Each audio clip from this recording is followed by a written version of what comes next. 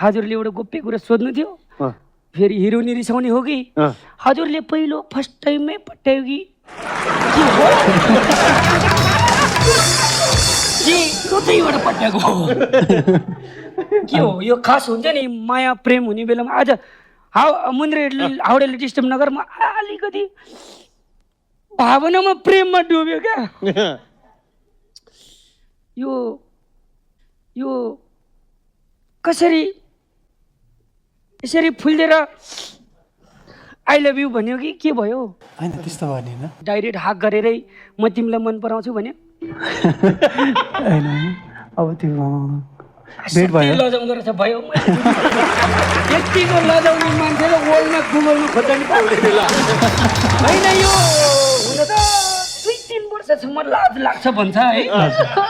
4 वर्षदेखि 5 वर्ष चाहिँ लाज लाग्दैन भन्ने